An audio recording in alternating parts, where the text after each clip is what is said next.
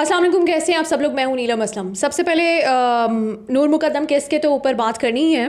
उन लोगों से तो मैं बात करूँ ना जो बड़े कमेंट्स करते रहे कल और डराने धमकाने की कोशिशें करते रहे और मुझे डिक्टेट करने की कोशिशें करते रहे कि मुझे क्या करना चाहिए और क्या नहीं करना चाहिए। और फिर कुछ लोगों ने पूछा कि वो कमेंट्स किधर हैं। आपको लगता है ये नेगेटिविटी मैं अपनी यूट्यूब चैनल के नीचे चलने दूँगी? फ़ौरन से पहले उनके कमेंट्स डिलीट होते हैं अगर वो मेरी नज़र में आ जाएँ तो। अदरवाइज़ मैं दोबारा से कोशिश करती हूँ कि बार बार चीज़ें देखती रहूँ। नूर मुकद्दम के हवाले से कोई भी नेगेटिव बात करेगा, कोई भी नूर मुकद्दम क्या किसी भी खातून से रिलेटेड कोई भी, मैं आपको खुले अल्फाज में कह रही हूँ, किसी ने भी कोई बकवास की मेरे यूट्यूब चैनल के नीचे आके, किसी भी मतलब औरत भी छोड़ो किसी मर्द को भी अगर डिसरिस्पेक्ट करने की कोशिश की तो मैं ये चीज़ बर्दाश्त नहीं करूँगी। एनीवे आगे बढ़ती हूँ। इससे पहले कि मैं आपको बताऊँ कि नूर मुकद्दम केस में क्या अपडेट है और ज़ाहिर जाफ़र के जो पेरेंट्स हैं वो क्या अब करने की कोशिशें कर रहे हैं जब उनके सारे हरबे जो हैं वो नाकाम हो गए हैं, कोई उम्मीद बर नहीं आई और कोई सूरत उनको नज़र नहीं आ रही, तो वो क्या करने की कोशिशें कर रहे हैं। आपको पाकिस्तान के बारे में थोड़े से कुछ आदाद शुमार हैं वो शेयर कर लूँ उन लोगों को जिनको फिर औरत मार्च पे बड़ा गुस्सा आता है। फिर आप कहते हैं कि इनको सारे हुकूक तो दिए हुए, फिर ये क्यों निकली अपने हुकूक के लिए आवाज़ उठाने। फिर फेमिनिज़म के बारे में भी गलत फहमी का शिकार है। फेमिनिज़म का मतलब सिर्फ ये है हर इंसान को इक्वल राइट्स दिए जाएं। इसमें औरतें भी आती हैं, औरतों को भी इक्वल राइट्स दिए जाएं। और इक्वल राइट्स से मतलब ये नहीं होता कि इसकी डेफिनेशन भी हमें करने की ज़रूरत है। इक्वल राइट्स के मतलब होता है इक्वल अपॉर्चुनिटीज़, उनको भी पढ़ाई का हक़ दिया जाए, उनको भी जॉब अपॉर्चुनिटीज़ दी जाएं, उनको भी इक्वल पे दी जाए। फेमिनिज़म के ऊपर मैं डिटेल में शो करूँगी, जो आपकी गलत फहमियाँ हैं वो मैं दूर करने की कोशिश करूँगी कि इस टर्म को हमने इतना नेगेटिव बना दिया ना कि लोगों को इससे नफ़रत होने लग गई है।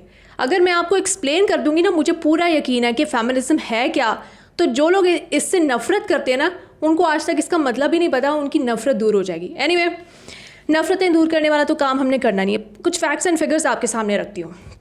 पाकिस्तान को 6th मोस्ट डेंजरस कंट्री कहा जा रहा है ख़वातीन के लिए। अब वो क्यों कहा जा रहा है वो भी मैं आपको बता देती हूँ। अब आप कुछ लोग बैठे कह रहे होंगे कि पूरी दुनिया में मसाइल होते हैं, पूरी दुनिया में ये, मैं ख़ुद भी यही कहती हूँ, लेकिन मैं तो पाकिस्तानी हूँ ना, पाकिस्तान की बात करूँगी फ़िलहाल, और आप लोग भी पाकिस्तान के बारे में सुनना चाहेंगे तो सुनिए।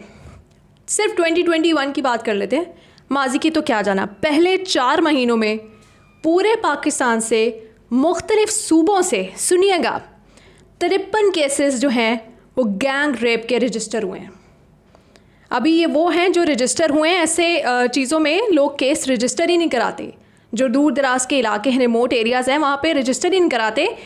53 केसेस सिर्फ 2021 के मैं आपको केसेस बता रही हूँ। फिर ऑनर किलिंग, आप कहते हैं कि ये किस दौर की बात हो रही है।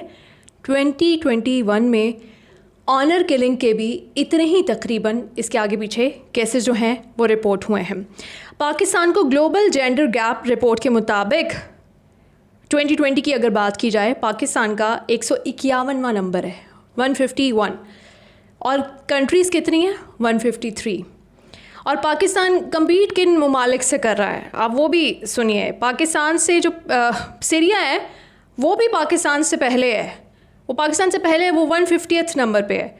फिर पाकिस्तान के आगे इराक है और फिर यमन है। इन ममालिक से हमारा मुकाबला चल रहा है। फिर आप कहते हैं औरत मार्चेस होते हैं, फिर आप कहते हैं मेरा जिस्म मेरी मर्ज़ी का नारा लगता है। और चलें, और फैक्ट्स एंड फिगर्स बता रही हूँ आपको, और कुछ फैक्ट्स एंड फिगर्स बताती हूँ। कन्विक्शन रेट जो है पाकिस्तान में, जेंडर बेस्ड वायलेंस के जितने भी केसेस जाते हैं पुलिस के पास, कन्विक्शन रेट सुन के आप हैरान भी हो जाएं। और कुछ जो लोग ये कहते हैं कि क्या मसला है जी पाकिस्तान में ख़वातीन को, वो भी मैं ये तो नहीं कह सकती, बड़े एहतराम से कहूँगी कि उनके लिए डूब मरने का मकाम है। कन्विक्शन रेट सिर्फ 4% है, बल्कि लेस देन 4% है। फिर आप कहते हैं क्या तकलीफ़ है ख़वातीन को, मार्चेस किस बात के कर रही हैं, हुकूक सारे तो मिले हुए हैं, इस्लाम ने दिए हुए, इस्लाम ने तो दिए हुए भाई, आप लोग नहीं दे रहे। इस्लाम ने विरासत का हक़ दिया खातून को, आप लोग नहीं दे रहे। कितने आप लोगों में से जिन्होंने अपनी बहनों को विरासत में हक़ दिया है? ऐसा अंडरस्टूड सा बना दिया जाता है बहनों के लिए कि भाई तुम्हारी शादी कर रहे हैं, शादी पे ख़र्चा हो गया, अब विरासत वगैरह का ना सोचना। अभी जिस घर में हम रह रहे हैं उसमें तो हम रह रहे हैं, अब तुम विरासत का ना सोचना। विरासत का हक़ नहीं दिया आज तक आपने औरत को, और आप बात करते हैं कि इतने तो हुकूक दिए हुए, जो इस्लाम ने दिए हैं वो तो दे दो औरतों को। चलें खैर, ये कुछ मैंने फैक्ट्स एंड फिगर्स मैंने सोचा मैं आपके साथ शेयर करूं। और जो लोग धमकियां दे रहे हैं ना भाई, कोई फ़ायदा नहीं है। हमने जो है ये इस केस का पीछा नहीं छोड़ना। मुझे पता है आपको तकलीफ़ पहुंच रही है। यूएसए से कमेंट्स आ रहे हैं जी कि नूर मुकद्दम केस पे आप बात कर रही हैं, आप ये क्यों कर रही हैं, आप वो क्यों कर रही हैं, वो क्या कर रही थी वहाँ पे। यूएसए से पता नहीं, अब ये फेक अकाउंट्स बने हुए हैं क्योंकि आगे यूएसए लिखा होता है।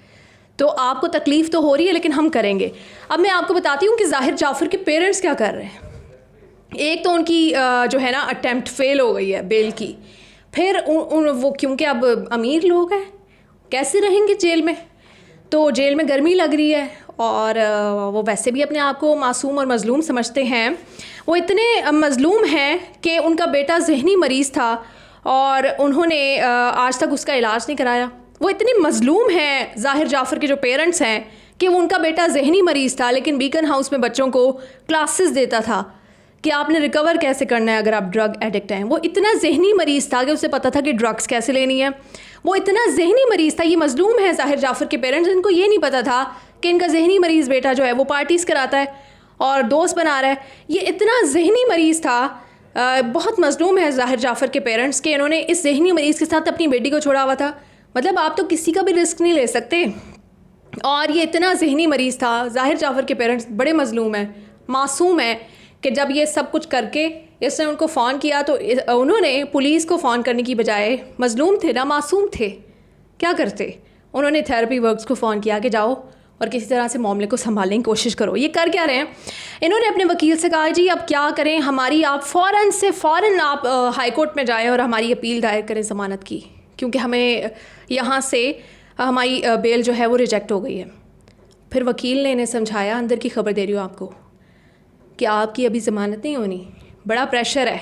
फिर आप कहते हैं मीडिया का क्या रोल है जी, ये प्रेशर किसका है, क्योंकि हम इस केस को मरने नहीं दे रहे, ना ही इसको मरने देंगे। टेस्ट केस बना लिया जी, इंसाफ होगा तो हम पीछे हटेंगे, फिर किसी और के ऊपर भी साथ साथ करते रहेंगे, लेकिन नूर के ऊपर बात करना नहीं हम छोड़ेंगे, क्योंकि जो सिंपथाइजर्स हैं ना उनको बड़ी तकलीफ़ हो रही है।